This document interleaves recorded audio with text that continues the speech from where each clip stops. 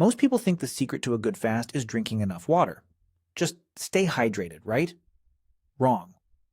Plain water might actually be sabotaging your fast. It sounds backwards, but the science is clear, and the real drink that makes fasting work, the one that keeps your energy up, your head clear, and your fat cells shrinking, it's not coffee either.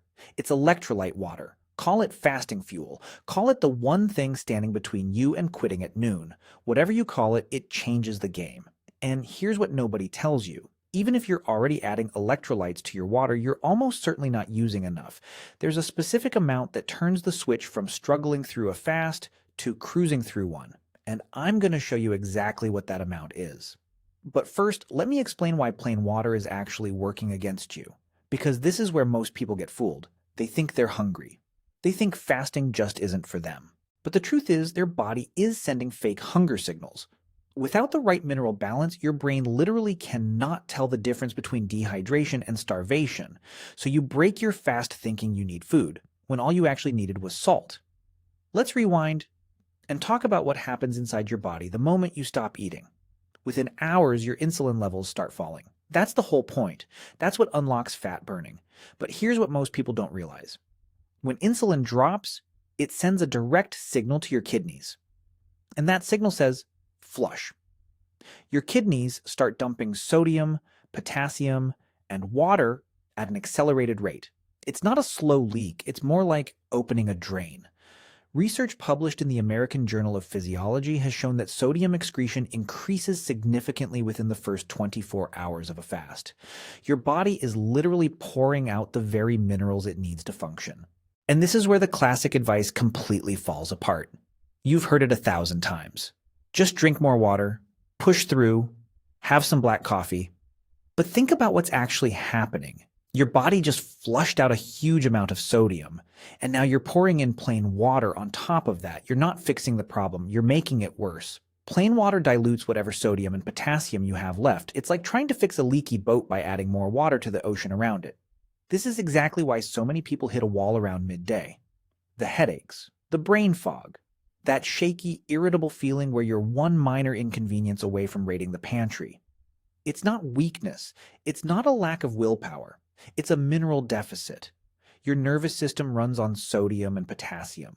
When those levels drop, your brain slows down, your mood tanks, and your body starts screaming for the fastest source of minerals it knows, which is food.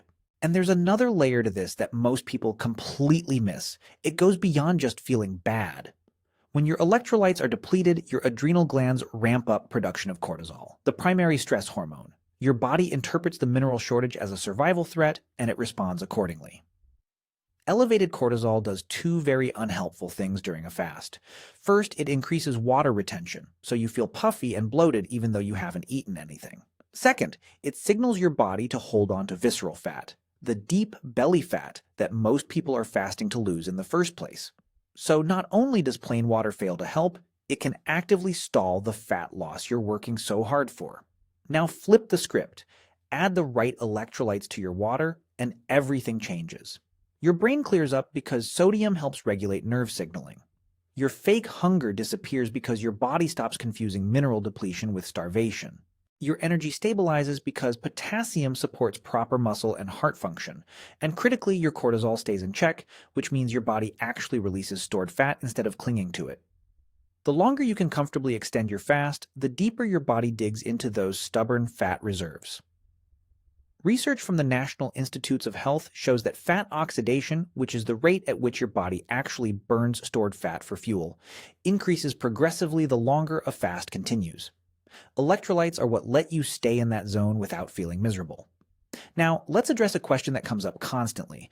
What about sweeteners? If you're using an electrolyte mix that contains stevia or monk fruit, are you breaking your fast? The short answer for most people is no.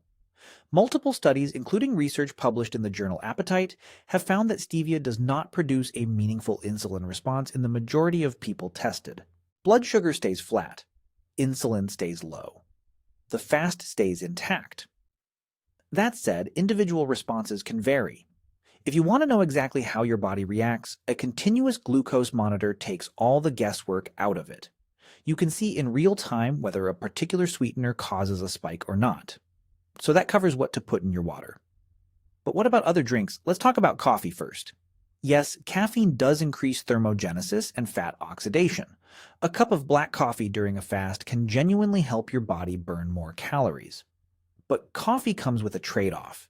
It stimulates cortisol production, especially on an empty stomach. For some people, that cortisol bump creates the exact jittery, anxious energy that makes fasting feel harder than it needs to be. This is where green tea becomes a seriously underrated option.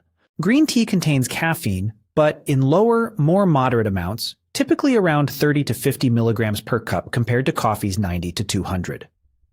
More importantly, it contains a group of compounds called catechins, particularly one called EGCG, short for epigallocatechin galata. Research published in the American Journal of Clinical Nutrition found that catechins combined with caffeine increased fat oxidation more than caffeine alone.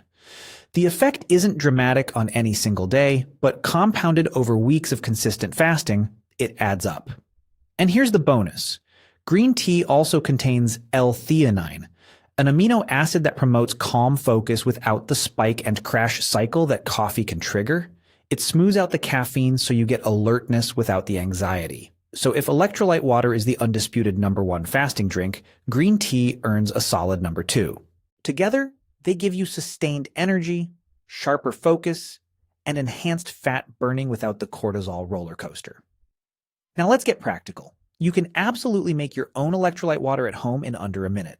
Most physicians who specialize in fasting protocols, including researchers at institutions like the Cleveland Clinic and Johns Hopkins, recommend roughly 2 to 3 grams of sodium per day during extended fasts. That translates to about half a teaspoon of high-quality salt, something like pink Himalayan salt or Celtic sea salt, dissolved in a liter of water. And this is the part where most people go wrong. They add a tiny pinch, barely enough to taste, and wonder why they still feel terrible. That small pinch is doing almost nothing. You need the full half teaspoon per liter for it to actually move the needle. Think of it like charging your phone. Plugging it in for 30 seconds doesn't help. You need a real charge. Beyond sodium, consider adding a 1/4 teaspoon of potassium chloride, often sold as a salt substitute, and a small amount of magnesium citrate or magnesium glycinate. Potassium works alongside sodium to regulate fluid balance and nerve function. Magnesium supports over 300 enzymatic processes in your body and plays a direct role in energy production, muscle relaxation, and sleep quality. In fact, magnesium deficiency is one of the most common reasons people experience leg cramps and restless sleep during fasting, 2 complaints that drive people to quit before they see results. When all 3 minerals are balanced, your body operates the way it's supposed to during a fast. Fat gets burned, energy stays stable, hunger stays manageable. Here's how to time it for maximum effect. Start your morning with a full glass of electrolyte water before you even think about coffee or tea. This is the single most important glass of the day. Overnight, your body has been fasting for hours, and mineral levels are already dropping. That first glass crushes the morning hunger wave and gives your brain the sodium it needs to boot up properly. Have a second glass around midday, right when brain fog typically starts creeping in. You'll notice your concentration sharpens and the urge to snack fades without breaking your fast. And if you're doing any kind of movement during your fast, even a light walk or a quick workout, sip some electrolyte water beforehand. Exercise accelerates mineral loss through sweat, and topping up your levels first ensures your body taps into fat stores instead of crashing into a wall. One important note on what to avoid. If you're buying pre-made electrolyte packets, read the label carefully. You want 0 sugar and 0 artificial additives. A lot of sports drinks, even the ones marketed as 0 calorie, sneak in maltodextrin, dextrose, or other ingredients that can trigger an insulin response and quietly break your fast. Simple is always better here. If the ingredient list is longer than a few items, put it back on the shelf. So let's bring it all together. Plain water during a fast doesn't just fail to help, it can actively dilute your remaining electrolytes, spike your cortisol, stall fat loss, and trick you into thinking you need food when you don't. Electrolyte water fixes all of that. It keeps your minerals balanced, your brain sharp, your hunger under control, and your body locked into fat burning mode. And here's what gets really interesting. The benefits of fasting don't just add up, they compound. The longer you stay in a fasted state, the more powerful the effects become.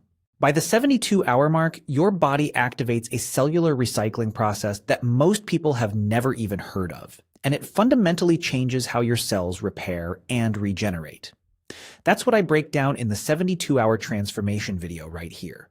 Or if you've been adding electrolytes and still aren't seeing the scale move, check out my pinned video on the real reason stubborn belly fat refuses to budge and the specific fix that finally makes it respond. And if this video gave you even one useful takeaway, hit the like button and subscribe. It helps more people find this information, and it helps this channel keep making content like this for you.